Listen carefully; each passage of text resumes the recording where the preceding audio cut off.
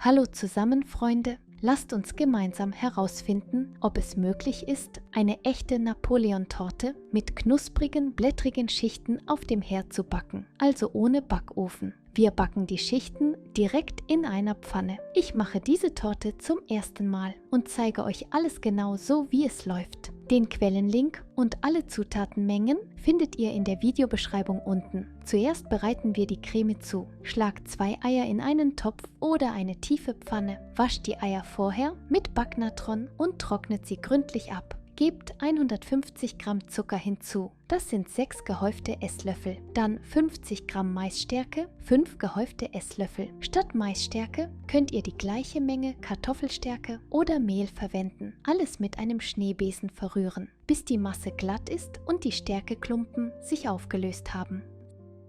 Sobald die Mischung glatt ist, gebt 600 ml Milch beliebigen Fettgehalts dazu, direkt aus dem Kühlschrank. Umrühren, den Topf auf den Herd stellen. Die Creme unter ständigem Rühren, etwa 5 bis 7 Minuten kochen. Achtet dabei darauf, mit dem Schneebesen auch die Ränder des Topfes zu erreichen, damit nichts anbrennt. Ihr werdet bald spüren, wie die Creme eindickt. Dann die Hitze auf niedrig oder minimal reduzieren. Weiterrühren, bis die Creme eindickt und erste Anzeichen des Kochens erscheinen. Danach noch eine Minute weiter kochen, damit die Stärkemoleküle die gesamte Flüssigkeit binden. Wenn ihr die Creme sofort nach dem Eindicken vom Herd nehmt, ohne diese extra Minute, hat sie einen unangenehmen, stärkigen Geschmack und kann nach dem Abkühlen wieder flüssiger werden. Sobald ihr den Herd ausschaltet, eine Prise Vanille oder ein Päckchen 10 Gramm Vanillezucker hinzufügen. Wenn das Aroma nicht weiter mitgekocht wird, wird die Creme duftender und leckerer. Das habe ich 100 Mal getestet. Der gesamte Kochvorgang dauert etwa 7 bis 10 Minuten. In diesem Schritt könnt ihr 100 Gramm kalte Butter direkt in die heiße Creme einrühren. Macht das, wenn ihr keinen Strom habt, keinen Mixer besitzt oder einfach keine Creme aufschlagen möchtet. So erhaltet ihr eine leckere, einfache Creme ohne Mixer. Ich folge dem Originalrezept und gebe die heiße Creme in eine breite Schüssel oder einen tiefen Teller. Ein größerer Durchmesser hilft beim schnelleren Abkühlen. Mit Frischhaltefolie direkt auf der Oberfläche abdecken, damit sich keine Haut bildet. 1 Stunde bis 1,5 Stunden bei Raumtemperatur stehen lassen. In der Zwischenzeit 100 Gramm kalte Butter, 82,5% Fett aus dem Kühlschrank nehmen, damit sie weich wird. Damit die Butter beim Aufschlagen nicht ausflockt, muss sie gute Qualität haben. Die Butter neben der Creme auf der Arbeitsfläche auf Raumtemperatur kommen lassen.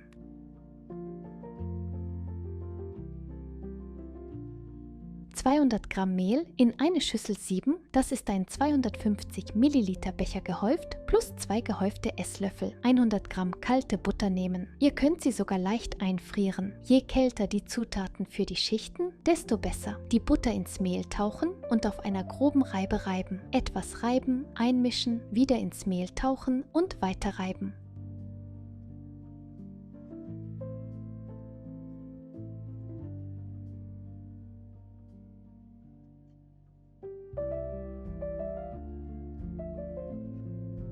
Sobald die gesamte Butter gerieben ist, mit dem Mehl zu einer gleichmäßigen, krümeligen Masse vermengen.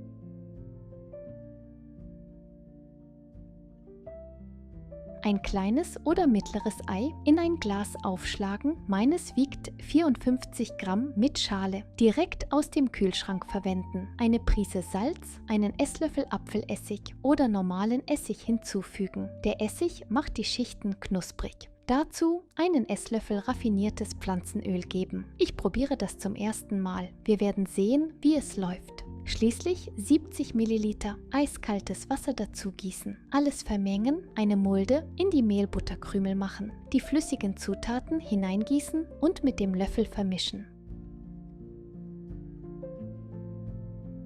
Sobald die gesamte Feuchtigkeit aufgesogen ist, den Teig mit den Händen zu einer Kugel formen. Nicht zu lange kneten, einfach alles zu einer Kugel zusammenbringen. Das reicht. Der Teig wird sehr weich sein und an den Händen kleben. Die Arbeitsfläche großzügig mit Mehl bestäuben, den Teig darauf legen und auch die Oberfläche bestäuben. Den Teig in 6 Portionen von je etwa 70 bis 75 Gramm aufteilen. Die Teiglinge auf einen Teller legen. Wenn die Küche warm ist, den Teig kühlen. Wenn es kühl ist, kann er auch auf der Arbeitsfläche bleiben. Normalerweise kühlt man Napoleon-Schichten mindestens 1 bis 2 Stunden, damit die Butter richtig fest wird. Aber das hier ist ein Expressrezept und wir backen die Schichten sofort auf dem Herd. Ein Stück Teig nehmen, bei Bedarf mit Mehl bestäuben und dünn ausrollen. Um zu prüfen, ob der Teig dünn genug ist, einen 22 cm Teller darauf legen und einen Kreis ausschneiden. Das ist unsere Kuchenschicht. Seht, wie dünn sie ist. Die Reste aufheben, nicht wegwerfen. Den Brenner auf hohe Hitze stellen. Eine 25 bis 26 cm große Pfanne in die Mitte stellen. Der Innendurchmesser sollte mindestens 22 bis 23 cm betragen. Die Pfanne erhitzen, den Teig einlegen und gefaltete Ränder glatt streichen. Mit einem Deckel abdecken und die erste Seite 1 bis 2 Minuten backen. Die Schicht wird aufgehen, genau wie im Ofen.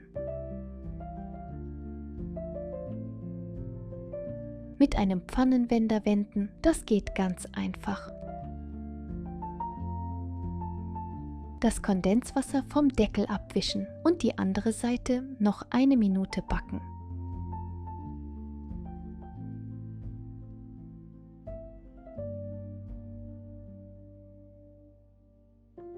Danach kann man den Herd ausschalten und die Schicht noch 1 bis 2 Minuten in der Pfanne ruhen lassen. Aber ich habe mir das gespart und die Schichten einfach nacheinander gebacken. Es geht schnell und reibungslos. Das Wichtigste ist, mit dem Ausrollen Schritt zu halten. Aus den Resten noch 2 weitere Schichten ausrollen. Die Schichten auf einem Gitterrost oder einem Küchentuch abkühlen lassen, die abgekühlten Schichten stapeln, um ihre Knusprigkeit zu erhalten. Ich hatte am Ende 8 Schichten plus ein kleines Stück aus den Resten.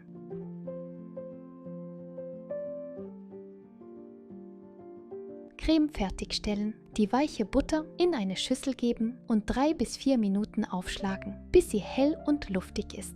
Die Cremebasis hat sich ebenfalls auf Raumtemperatur abgekühlt.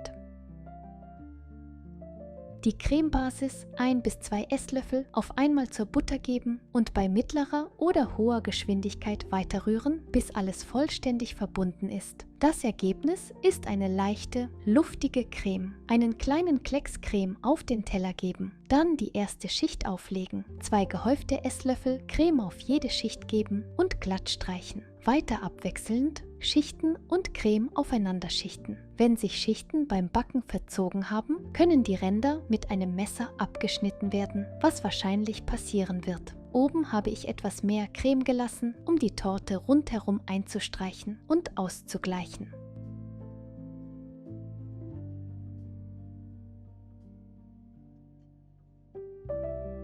Eine Schicht und das kleine Reststück habe ich für die Beschichtung beiseite gelegt. Die Schicht mit den Händen zerkrümeln. Wie ihr sehen könnt, ist sie knusprig und lässt sich leicht in Krümel brechen. Die Torte rundherum mit den Krümeln bestreuen. Die Torte mindestens 5 bis 6 Stunden im Kühlschrank durchziehen lassen, vorzugsweise über Nacht.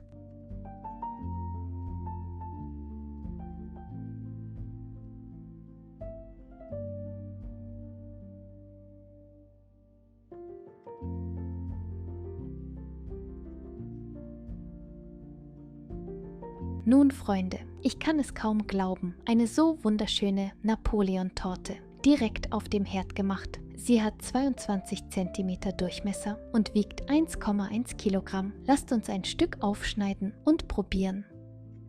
Die Torte ist weich, gut durchgezogen und lässt sich leicht in Portionen schneiden. Jede Scheibe hält ihre Form gut. Im Querschnitt sieht man die dünnen Schichten und die Cremefüllung. Lasst uns probieren. Es ist eine zarte, auf der Zunge zergehende, cremige Napoleon-Torte. Genau so, wie ich sie liebe. Ich möchte betonen, das schmeckt wirklich wie Napoleon, nicht wie eine andere Torte. Die Schichten sind nicht gummiartig, sie sind vollständig durchgezogen. Ich liebe eine feuchte, saftige Napoleon-Torte. Und diese ist genau richtig geworden. Falls ihr mal keinen Strom habt, keinen Backofen besitzt oder gerade am Umziehen seid, verwendet dieses Rezept. Ihr könnt eurer Familie eine köstliche hausgemachte Napoleon-Torte auf dem Herd backen, ganz ohne Aufwand. Und das Wichtigste, sie gelingt genauso gut wie eine aus dem Ofen. Also Freunde, trotz dieser schwierigen Zeiten, lasst uns unseren Lieben weiterhin Freude mit selbstgebackenen Leckereien bereiten. Ich hoffe,